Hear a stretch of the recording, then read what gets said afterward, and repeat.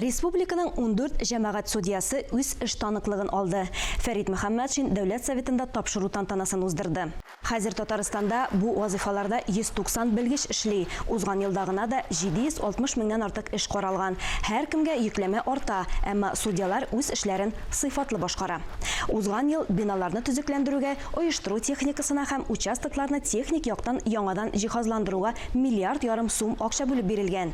Бүген Россиядә теләсә кайсы кеше жәмәгать судьясына тотрыклыксыз эләгергә мөмкин булсын өчен барлык шартлар да тудырылган. Учитывая, что в процессе правоприменения вы внесете свой вклад в формирование в обществе устойчивого уважения ко всем законам, и федеральным, и республиканским, а также убежденный о необходимости их строгого соблюдения и исполнения всеми субъектами.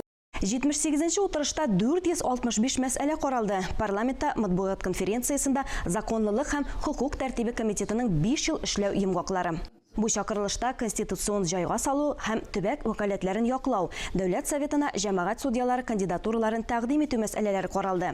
Мөһим тема иҗтимагый һәм янгынга каршы куркынычсызлык. Шулай ук мәктәпләрдә балаларның куркынычсызлыгына кагылышлы закон проектларын әзерләү. Барлыгы 6 чакырылышта комитет тарафыннан 59 закон проекты каралган. Шакир Яхудин билгеләп үткәнчә, күпчелек документлар республика законнарын федераль законнарга туры китерүгә кагыла. Шулай ук сүз бушлай юридик ярдәм күрсәтү буенча системалы эш турында да барды. Аны алырга хокукы булган гражданнар исемлеге даими үсә. Прежде всего туда входят мобилизованные служащие, их семьи, сироты, и малообеспеченные. Там несколько страниц этот перечень обновляется постоянно, и круг этот расширяется.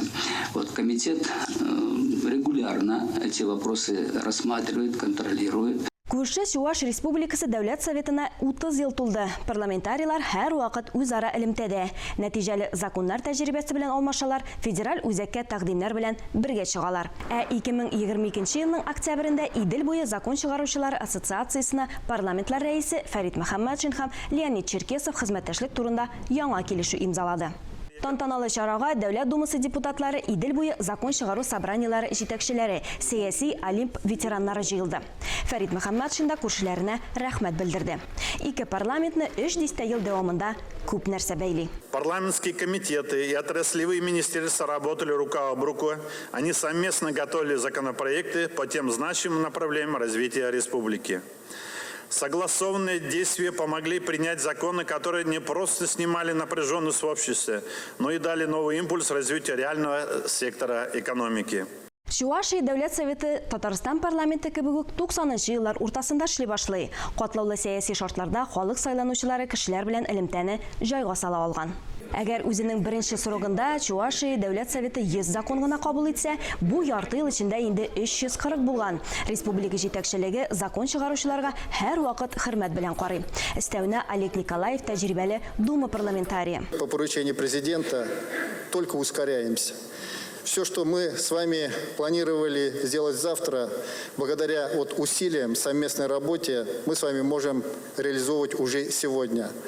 Фәрит Мөхәммәтшин күрше республика парламентарий коллегалар белән мөнәсәбәтләрне уңай бәяли. Ике республикадагы мәдәнияткә, милләтара мөнәсәбәтләргә, икътисадка һәм экологиягә кагылышлы законнар охшаш һәм үз нәтиҗәләрен бирә дип белдерә. У нас близкая история, мы добрые соседи, взаимодействуем, работаем, сотрудничаем очень тесно. И я пожелал им новых больших успехов и сказал, что Чуваши занимают 3-е место по численности после татар русских. А в Татарстане очень дружный, трудолюбивый чувашский народ, которым мы рады и вместе работаем, трудимся.